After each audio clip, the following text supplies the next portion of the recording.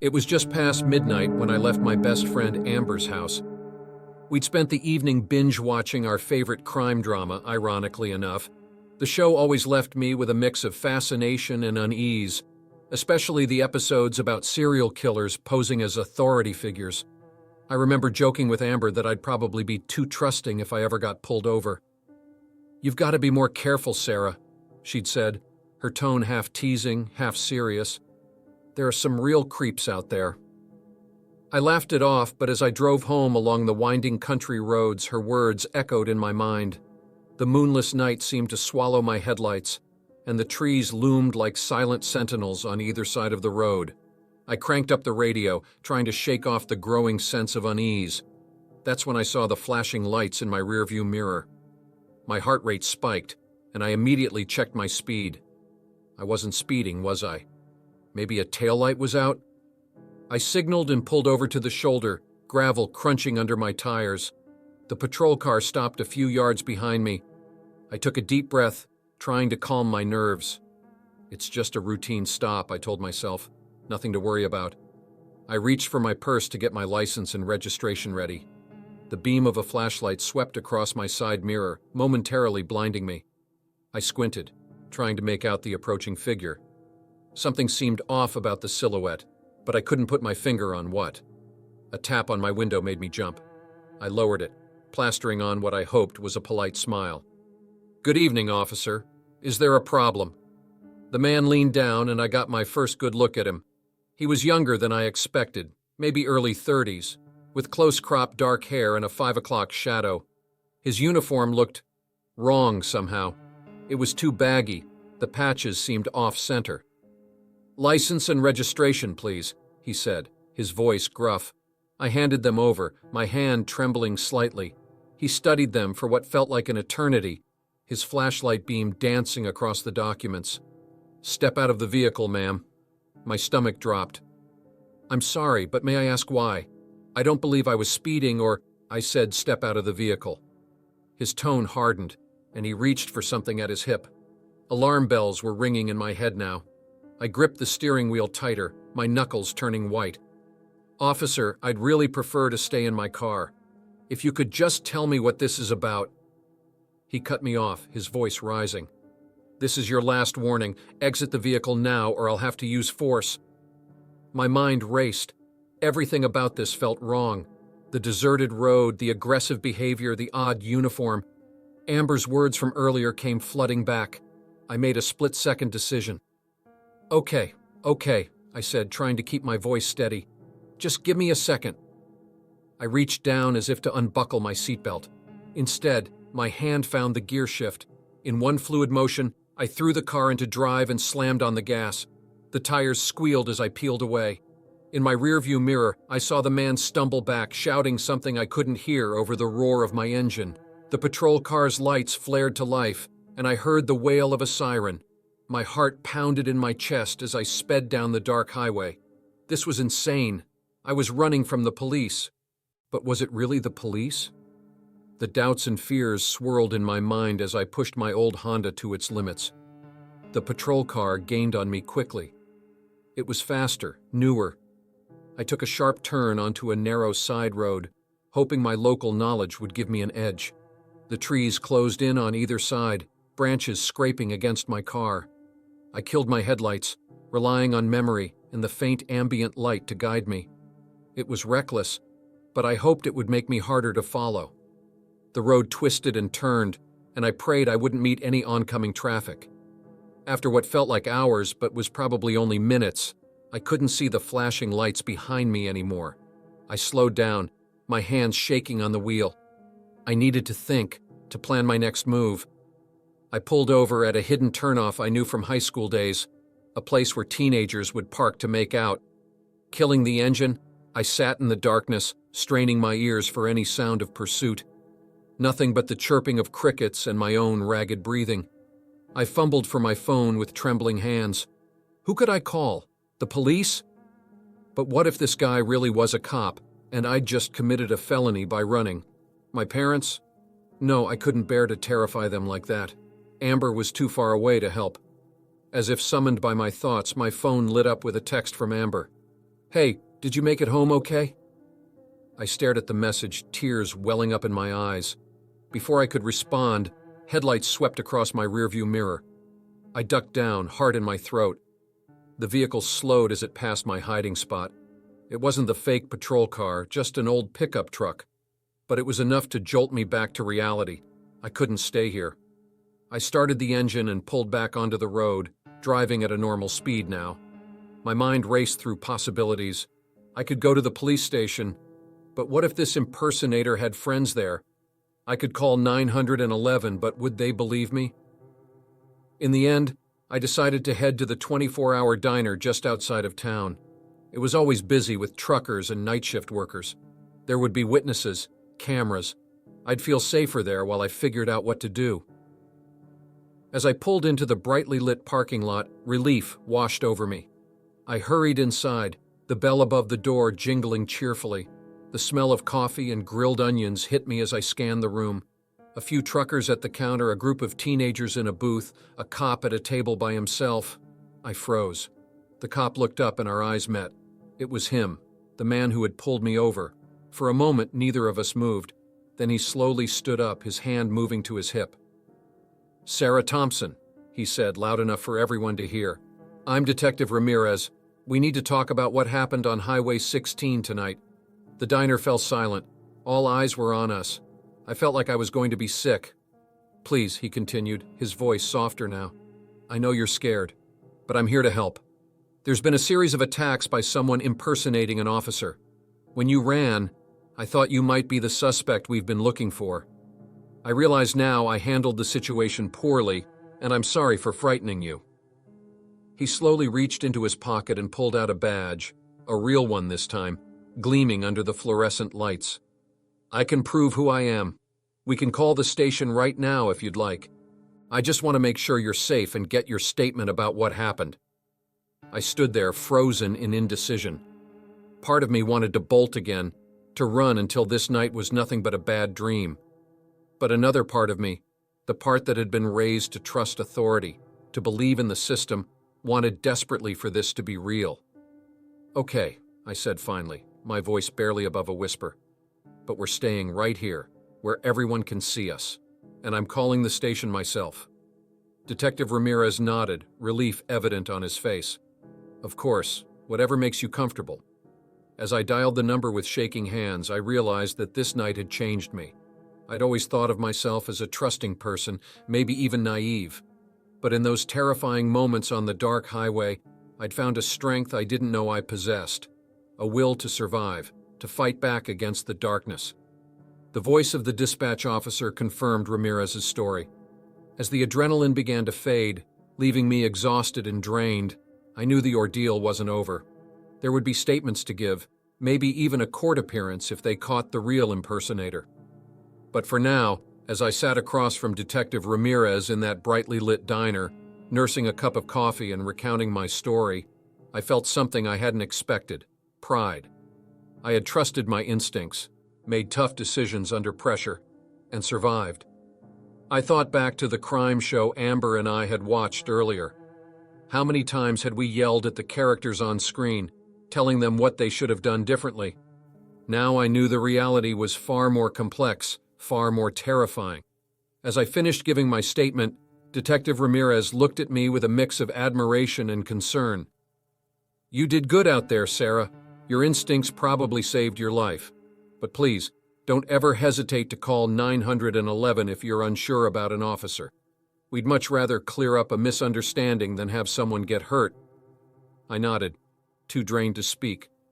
As I finally headed home in the early hours of the morning, the first hints of dawn lightening the sky, I knew I'd never take my safety for granted again. The world could be a dangerous place, but I was stronger than I'd ever realized. And that knowledge, born from the terror of that longest mile, would stay with me forever. I've always been a light sleeper, but that night, exhaustion had pulled me into a deep slumber. My wife, Lisa, and our 2 kids had spent the day at the lake, soaking up the last bit of summer before school started. We'd tumbled into bed, sun-kissed and happily tired. The first bang barely registered. In my groggy state, I thought it might be thunder. But the second impact was unmistakable. Someone was trying to break down our front door. I bolted upright, heart pounding. Lisa stirred beside me. "Tom, what's that noise?" Before I could answer, a voice boomed through the house. "Police, open up." For a split second, relief washed over me. The police. Whatever was happening, we'd be safe.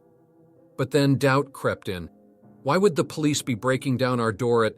I glanced at the clock. 3:17 a.m.? "Stay here," I whispered to Lisa, who was now fully awake and wide-eyed with fear. "Lock the door behind me and call 911. I grabbed the baseball bat I kept under the bed and crept down the hallway. The banging continued, punctuated by shouts of, "Police!" and "We're coming in!" I heard our kids' doors open, their frightened voices calling out, "Go back to your rooms and lock the doors," I called out, trying to keep my voice steady. "Mom's calling the police." I reached the top of the stairs just as our front door gave way with a sickening crack. 2 men burst in, dressed in what looked like police uniforms. But something was off. The uniforms didn't quite fit right, and in the dim light, I could see that the badges looked cheap. "Hands up!" one of them shouted, pointing what looked like a gun at me. "Get down here now!" My mind raced. These weren't real cops, but if I challenged them, would they open fire? With my family upstairs, I couldn't risk it. Slowly, I descended the stairs, bat still clutched in my hand. "Drop the weapon!" the second man barked. I let the bat clatter to the floor. As I reached the bottom of the stairs, I got a better look at the intruders. They were both tall, muscular men, probably in their 30s. The one who seemed to be in charge had a thin scar running along his jawline. The other had a tattoo peeking out from under his collar, some kind of tribal design. "What's going on, officers?" I asked, trying to keep my voice calm. "Why are you in our home?" Scarface stepped forward.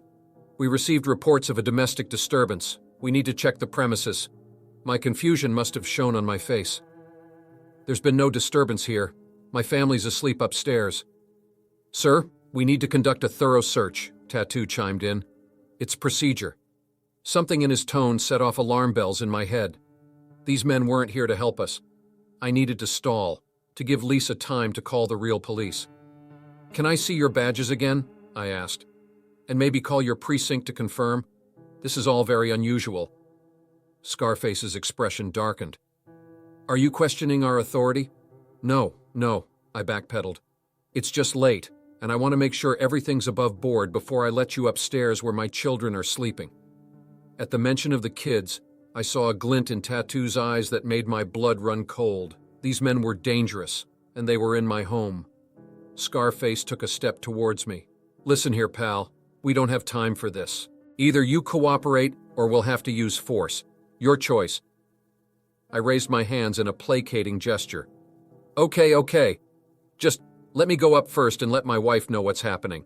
She'll be terrified if she sees strangers bursting in." Tattoo snorted. "Nice try. We go up together. Now." As we climbed the stairs, my mind raced through options. I could try to overpower them, but they were armed and I was outnumbered. I could shout a warning to Lisa, but that might provoke them into violence. All I could do was pray that she had managed to call 911 and that help was on the way. We reached the top of the stairs, and I saw with relief that the bedroom door was closed. Maybe Lisa had heard my warning and locked herself in with the kids. "Which room?" Scarface demanded. I pointed to our bedroom. "There, but please let me go in first," and Tattoo shoved me aside and strode towards the door. He tried the handle, found it locked, and immediately started kicking it. "Stop!" I yelled, lunging forward. "There are children in there!" Scarface grabbed me, pinning my arms behind my back. I struggled, but his grip was like iron. The door gave way, and Tattoo burst in. I heard Lisa scream, and then a sound that will haunt me for the rest of my life, my daughter's terrified cry. "Daddy!" Everything after that happened in a blur. I wrenched free from Scarface's grip, blind with rage and fear. I tackled Tattoo just as he was reaching for my daughter. We crashed to the floor, grappling and throwing wild punches. I vaguely registered Lisa's voice, high and panicked, shouting something about the police being on their way. Scarface cursed, and I heard him run down the stairs. tattoo managed to land a solid punch to my jaw, dazing me. He shoved me off and scrambled to his feet. Our eyes met for a moment, and I saw a mixture of panic and fury in his gaze. Then he was gone, thundering down the stairs after his partner. I staggered to my feet, my entire body shaking with adrenaline. Lisa threw her arms around me, sobbing. Our daughter clung to her leg, while our son peered out from the closet where he'd hidden. "Are you okay? Did they hurt you?" I asked, checking them over frantically. Lisa shook her head. "We're fine. I called 911 as soon as I heard them break in. The police should be here any minute." As if on cue, we heard sirens in the distance, growing louder. I sagged with relief, gathering my family close. The next few hours passed in a blur of flashing lights, questions, and crime scene tape. Real police officers swarmed our house, dusting for fingerprints and taking our statements. We learned that there had been a string of similar home invasions in the area, all perpetrated by men posing as police officers. As dawn broke, a detective sat us down in our kitchen, now crowded with officers and evidence markers. "You're lucky," he said gravely. "In the other cases, the families weren't as quick thinking. There were casualties." I felt Lisa's hand tighten in mine. "What happens now?" she asked. "We'll have officers patrolling your neighborhood round the clock," the detective assured us. "And we'll need you to look at some photo lineups, see if you can identify the perpetrators." I nodded, feeling numb. The adrenaline had long since worn off, leaving me feeling hollow and exhausted. "What about our kids?" I asked. How do we make them feel safe again?" The detective's expression softened. "There are counselors we can recommend, specialists in helping children deal with trauma. It won't be easy, but kids are resilient.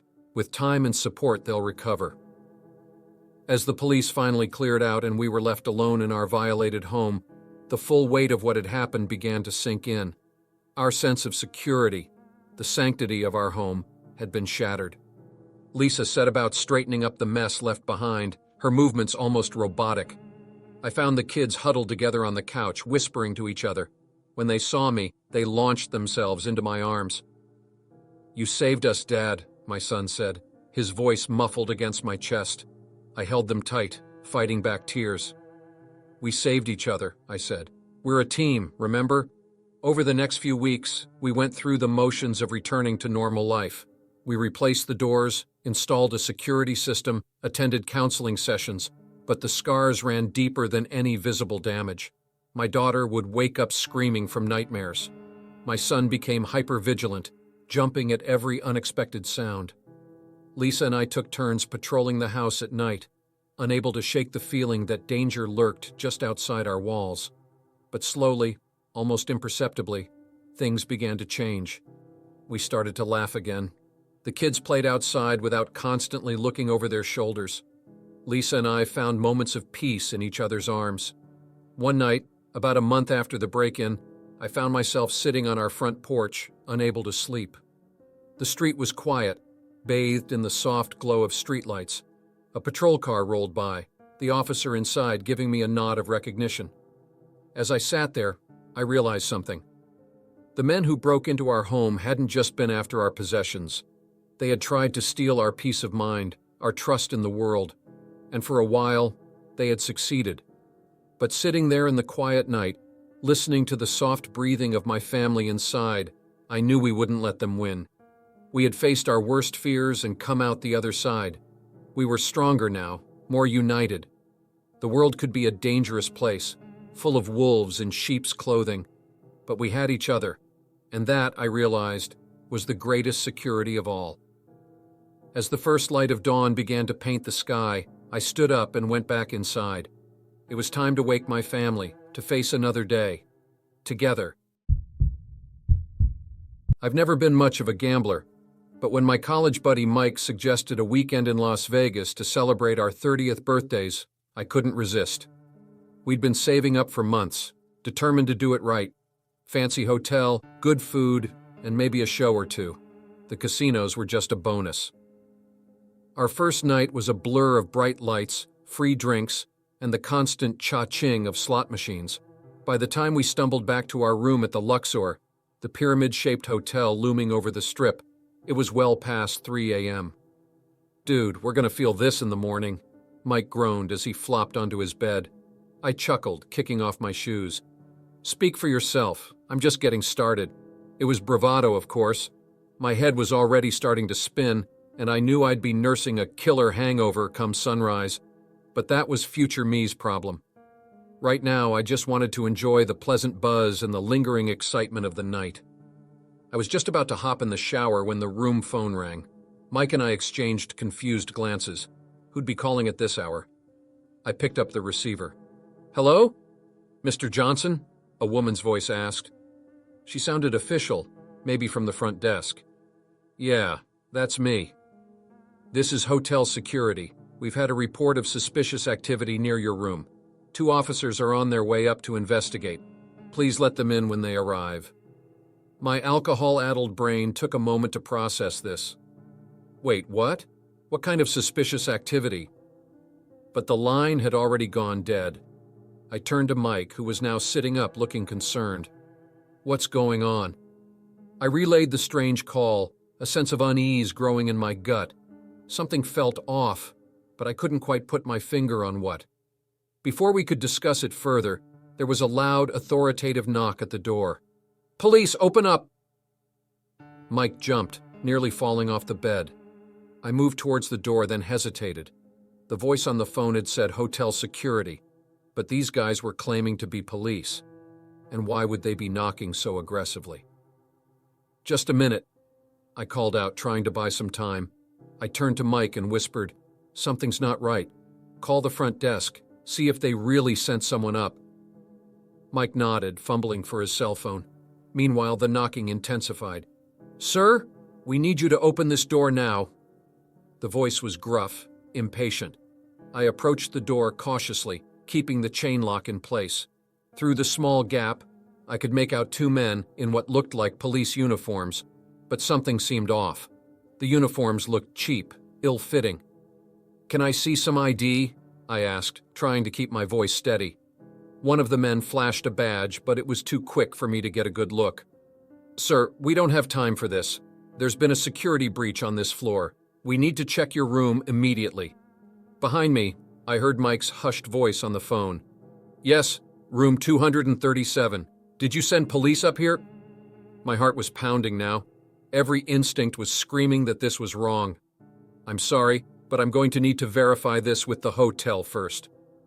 The man's face darkened. "Listen here, you little punk. Open this door right now or we'll break it down." He slammed his shoulder against the door, making me stumble back. The chain lock rattled ominously. "Mike," I called out, panic rising in my throat. "The front desk says they didn't send anyone up." Mike's voice was high with fear. "They're calling the real cops now. The men outside must have heard because they immediately changed tactics." "All right, you've had your chance," one of them growled. "We're coming in." They started ramming the door in earnest now. The wood creaked and splintered around the chain lock. It wouldn't hold for long. "Bathroom," I yelled to Mike. "Lock yourself in!"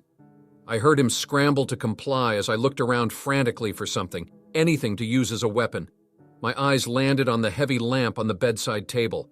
I yanked it free, cord and all, just as the door burst open. The 2 men rushed in, and I got my first clear look at them. They were both big guys, muscular with hard eyes that scanned the room quickly. One had a nasty scar on his cheek, while the other sported a sleeve of tattoos peeking out from under his fake uniform. "Where's the other one, tar?" Scarface demanded. I gripped the lamp tighter, my palms slick with sweat. "There's no one else here, just me." Tattoo snorted. "Don't lie to us, kid. We heard voices. Where's he hiding?" They started moving further into the room, and I knew I had to keep them away from the bathroom. Without thinking, I swung the lamp at Scarface's head. He ducked at the last second, the lamp whistling past his ear. "You little shit!" he snarled, lunging for me. What followed was a chaotic blur of movement and pain. I fought with everything I had, swinging the lamp wildly, kicking and scratching. But I was drunk, outnumbered, and outmatched. A fist connected with my jaw, sending me sprawling onto the bed. Before I could recover, Tattoo was on me, pinning my arms. Scarface loomed over us, his eyes cold with rage. "You're gonna regret that, boy," he growled, reaching for something at his hip. Suddenly, the room was filled with shouting and the sound of running feet. "LVPD! Freeze!" Real police officers flooded into the room, guns drawn. Scarface and Tattoo tried to make a break for it, but they were quickly tackled and subdued. As I sat there, dazed and bleeding, trying to process what had just happened, a female officer approached me. "Are you all right, sir? Do you need medical attention?" I shook my head, wincing at the movement. "I'm okay. My friend, he's in the bathroom." She nodded to one of her colleagues, who went to check on Mike. I heard the bathroom door open and Mike's shaky voice asking if it was safe to come out. The next few hours passed in a blur of questions, statements, and crime scene technicians combing through our room. We learned that Scarface and Tattoo were part of a gang that had been targeting tourists, using fake police uniforms to gain access to hotel rooms before robbing and sometimes assaulting their victims. "You boys are lucky," the detective in charge told us as we sat in the hotel lobby, wrapped in shock blankets. "If you hadn't been suspicious and called the front desk, this could have ended much worse." Mike nodded, still looking pale. "I can't believe this happened. We were just supposed to have a fun weekend." I reached out and squeezed his shoulder. "Hey, we're okay. That's what matters."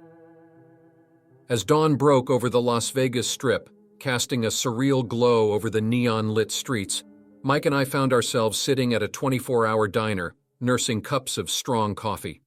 The adrenaline had long since worn off, leaving us exhausted and shell-shocked. "Some birthday celebration, huh?" Mike said with a weak attempt at a smile. I snorted.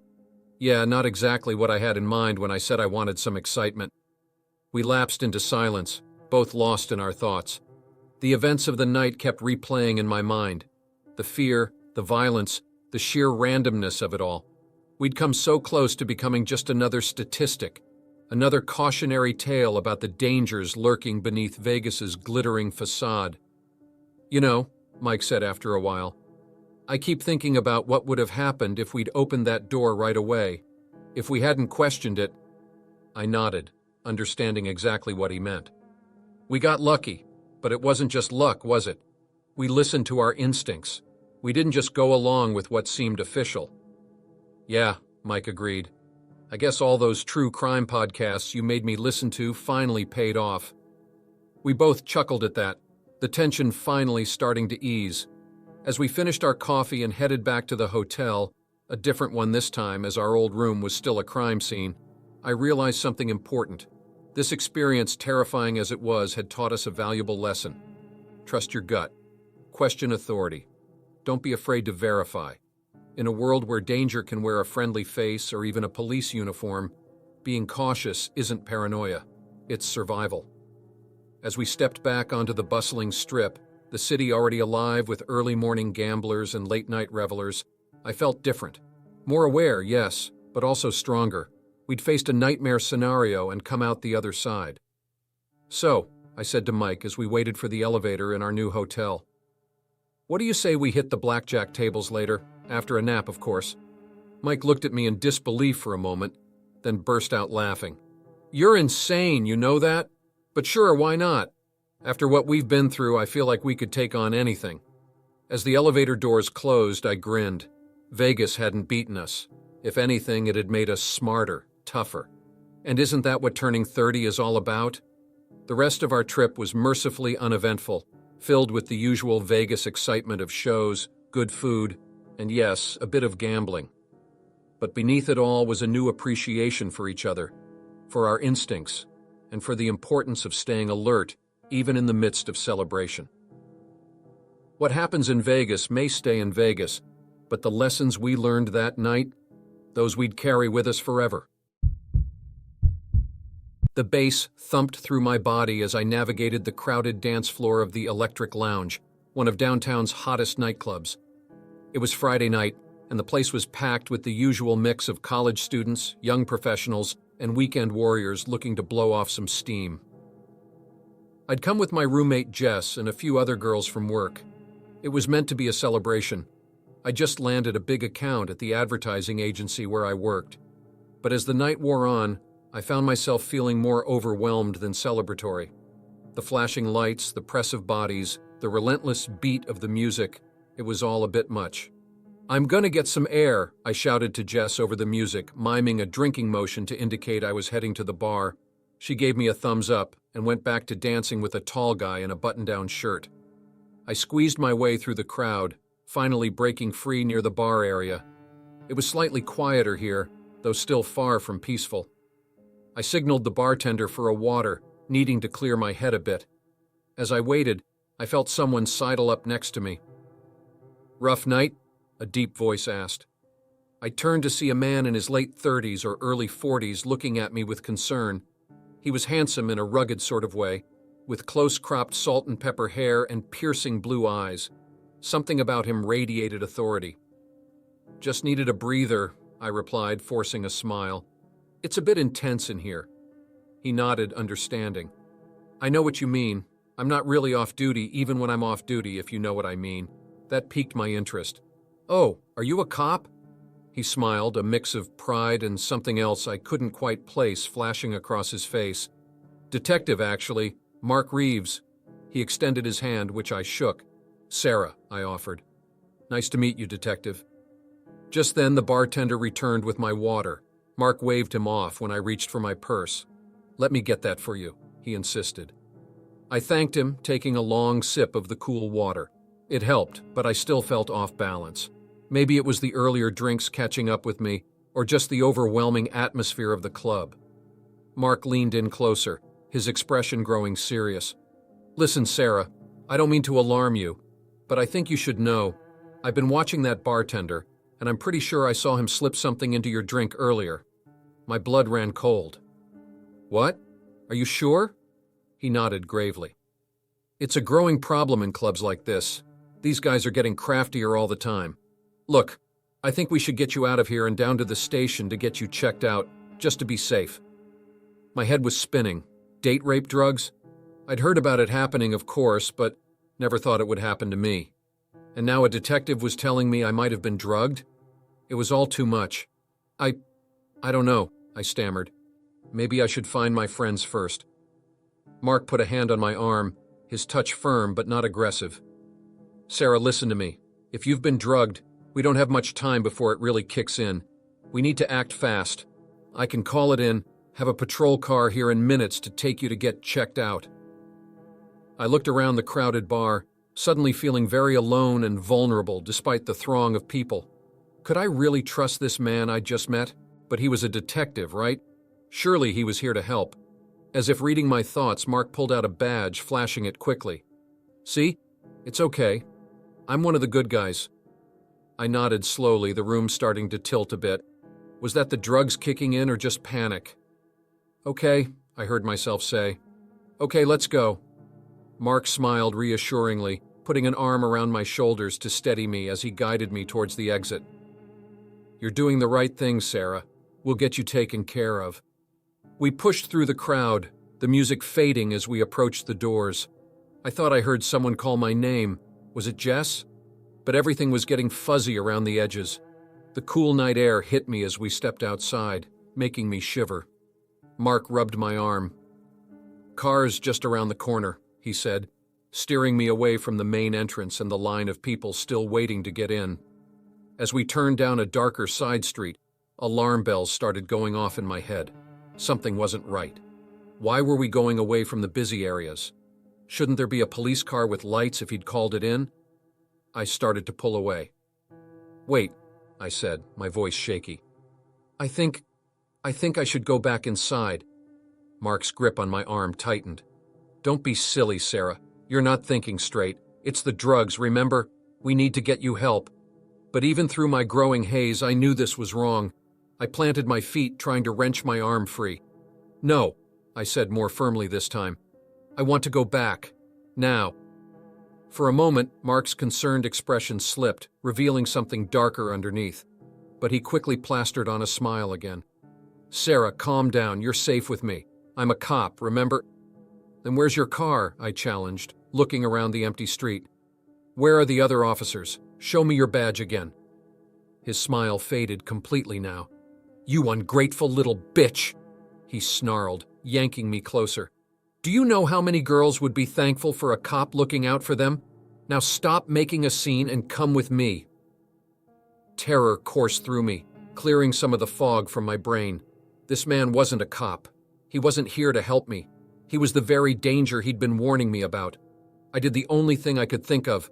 I screamed, loud and long, praying someone would hear me over the muffled thump of the club's music. Mark cursed, clamping a hand over my mouth. "Shut up!" he hissed. "You're making a big mistake." I bit down hard on his hand, tasting blood. He yelped in pain and surprise, loosening his grip just enough for me to wrench free. I sprinted back towards the main street, my heart pounding in my ears. "Help!" I yelled as I rounded the corner, nearly colliding with a group of people waiting in line. "Please help me! He's not a real cop!" Heads turned, confusion and concern rippling through the crowd. I saw Mark appear at the end of the street, but he stopped short when he saw all the witnesses. With a final glare in my direction, he turned and disappeared into the night. The next hour was a blur of real police officers, paramedics, and concerned friends. Jess had apparently been looking for me, worried when I didn't come back from getting water. The club's security cameras had caught Mark talking to me at the bar, though he'd been careful to keep his face turned away from the cameras. As I sat in the back of an ambulance, a shock blanket around my shoulders, a female officer took my statement. "You did good," she told me, her voice gentle but firm.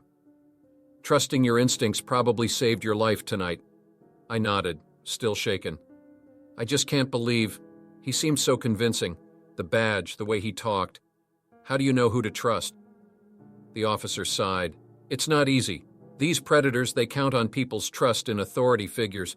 But remember, a real officer will always be okay with you verifying their identity. We'd rather you call 911 to confirm than put yourself in danger." As the adrenaline wore off, the full weight of what had almost happened hit me. I broke down, sobbing into Jess's shoulder as she held me tight. In the days that followed, I gave more detailed statements, looked through mugshots, and tried to piece my life back together. They never caught the man who called himself Mark Reeves, though they suspected he was behind several similar incidents in the area. The experience changed me. I became more cautious, more aware of my surroundings. But I refused to let fear rule my life. Instead, I channeled my energy into advocacy, working with local women's groups to educate others about safety and the importance of trusting their instincts. Sometimes, late at night, I still see those piercing blue eyes in my dreams. But then I wake up, remind myself that I'm safe, that I'm strong, that I survived. And I know that no uniform, no badge, no false promises of protection can ever override the power of our own inner voice. The next time I went out to a club, months later, I found myself at the bar, scanning the crowd with newfound awareness. A man approached, flashing a charming smile. "Can I buy you a drink?" he asked. I smiled back, but there was steel behind it now. "Thanks," I said, "but I prefer to buy my own drinks. Hope you understand." He nodded, respect flickering in his eyes. As he moved away, I raised my glass in a silent toast. To survival, to instinct, to the strength we all have inside us, waiting to be called upon when we need it most. The bass thumped, the lights flashed, and life went on. But now I moved through it with my eyes wide open, ready for whatever the night might bring. The warehouse throbbed with energy, a living, breathing entity fueled by pounding bass and the collective euphoria of hundreds of ravers. Lasers cut through the darkness, briefly illuminating faces contorted in ecstasy. The air was thick with sweat, perfume, and the unmistakable sweetness of illicit substances. I hadn't wanted to come. At 25, I felt like I was getting too old for this scene, but my younger sister Mia had begged me to be her responsible chaperone for her first rave. How could I say no? Besides, a small part of me missed the rush, the feeling of being part of something raw and rebellious. "Come on, Liam," Mia shouted over the music, tugging at my arm. "Dance with me." I let her pull me deeper into the crowd, our bodies immediately engulfed by the mass of writhing dancers. The energy was infectious. Despite my initial reservations, I found myself getting caught up in the moment, letting the music wash over me. That's when I felt a tap on my shoulder. I turned to see a guy I vaguely recognized from earlier, Todd or Tom or something. He'd been hanging around Mia and her friends. "Hey man," he yelled into my ear. "You looking to elevate?" He opened his palm, revealing 2 small pills stamped with smiley faces. Ecstasy. I hesitated. It had been years since I'd done anything harder than weed. But the atmosphere, the music, the energy of the crowd, it all conspired to lower my inhibitions. "How much?" I heard myself ask. A quick exchange later, and the pills were burning a hole in my pocket. I hadn't taken them yet, still warring with myself over whether this was a good idea. Mia caught my eye, raising an eyebrow in question. I shook my head slightly. Not yet. Suddenly the music cut out. In the momentary silence, a voice boomed through the warehouse. "This is a raid! Everyone stay where you are!" Chaos erupted. People started screaming and running in every direction. Mia clutched my arm, her eyes wide with fear. "Liam, what do we do?" My heart was pounding. The pills in my pocket felt like they weighed a ton. "Just stay calm," I said, trying to sound more confident than I felt. "We haven't done anything wrong. Let's just cooperate and we'll be fine." Figures in what looked like police tactical gear started pouring into the warehouse, shouting orders and corralling people. In the strobe lights, it was hard to get a clear look at them. One of them approached us, his face obscured by a helmet with a tinted visor. "Hands where I can see them!" he barked. Mia and I complied, raising our hands slowly. The officer patted us down roughly. I held my breath as his hands neared my pocket, but he seemed to miss the pills. "Over there now," he ordered, pointing to where a group of ravers was being herded into a corner. As we moved, I got my first good look at one of the officers without a helmet. Something seemed off. His uniform didn't look quite right, and the badge on his chest looked cheap. A cold realization washed over me. These weren't real cops. I leaned in close to Mia, keeping my voice low. "Listen to me very carefully. When I say run, you run. Don't look back, don't stop. Just get out of here and call the real police. Understand?" She looked at me, confusion and fear mingling in her eyes. "What? Liam, what are you talking about? Trust me," I pleaded. "Please." She nodded, still unsure but willing to follow my lead. I scanned the warehouse, looking for an opening. The fake cops were focused on rounding people up, probably to rob them. In the chaos, I spotted a side door that looked unguarded. "Okay," I whispered to Mia. "On 3. 1, 2, 3, run." We bolted, pushing through the crowd. I heard shouts behind us, but I didn't look back. All that mattered was getting Mia to safety.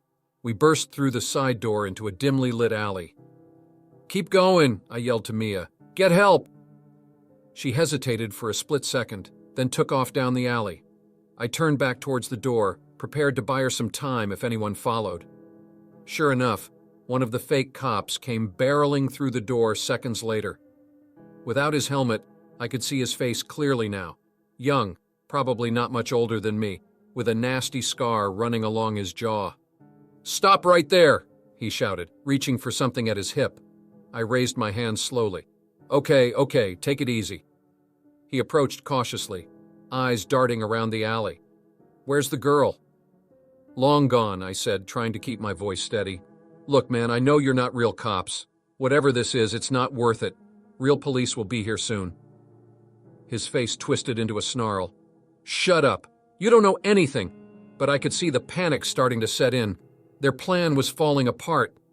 Suddenly we heard sirens in the distance. The fake cop's eyes widened. Shit! He turned to run, but I made a split-second decision. I couldn't let him get away, not when he might hurt someone else. I lunged forward, tackling him to the ground. We grappled in the dirty alley, trading punches. He was stronger than me, but desperation fueled my attacks. I managed to pin him down just as real police cars screeched into view at the end of the alley, bathing us in red and blue light. "Police, freeze!" I rolled off the fake cop, hands raised. "I'm not with them," I shouted. "He's part of a group pretending to be police. They're inside, robbing people." Everything after that was a blur. Real officers swarmed the scene. I was cuffed at first, but quickly released once they realized what was happening. The warehouse was secured and the gang of fake cops was rounded up. As I sat on the back of an ambulance, giving my statement to a detective, I saw Mia push through the police line. She rushed over, throwing her arms around me. I was so scared, she sobbed. I thought they might have... I hugged her tight. It's okay. We're okay. The detective cleared her throat. Mr. Sullivan, I have to ask. We found these in your pocket during processing. She held up an evidence bag containing the 2 pills. My stomach dropped. I can explain, I started, but she cut me off. Given the circumstances and your cooperation, we're willing to overlook this. But I strongly suggest you make better choices in the future, both of you. I nodded, relief washing over me. Yes, ma'am, believe me, lesson learned. As dawn broke over the city, Mia and I sat on a curb, watching the last of the police cars drive away. The adrenaline had long since worn off, leaving us exhausted and shell-shocked. I'm sorry, Mia said quietly. This is all my fault. If I hadn't begged you to come... I put an arm around her shoulders. Hey, none of that. We're both okay. That's what matters. She leaned against me. How did you know? About them not being real cops? I sighed. Just little things that didn't add up. Their uniforms, the way they were acting. I guess sometimes you have to trust your instincts. We sat in silence for a while, processing everything that had happened. Finally, Mia spoke again. So, I'm guessing this means no more raves. I couldn't help but laugh. Yeah, I think we can safely say our raving days are behind us. How about we stick to Netflix nights from now on? She smiled, a hint of her usual mischief returning. Deal, but I get to pick the movies. As we stood up, ready to head home and put this night behind us, I felt a mix of emotions. Relief, certainly. Gratitude that we'd made it out safely. But also a newfound appreciation for the importance of staying alert, of questioning things that don't seem right. The city was waking up around us, oblivious to the drama that had unfolded in that warehouse. To most, it would be just another day. But for Mia and me, it was the start of something new. A second chance, a fresh perspective. I took one last look at the warehouse as we walked away. The thrill of the rave scene suddenly seemed hollow compared to the simple joy of walking side by side with my sister, both of us safe and sound. Hey, I said, nudging Mia gently. Race you to the bus stop? Loser buys breakfast. She grinned, some of the trauma of the night melting away. You're on, old man. As we took off down the street, the rising sun at our backs, I felt a weight lift from my shoulders. We'd faced danger and come out stronger. Whatever came next, I knew we'd face it together, eyes wide open, ready for anything.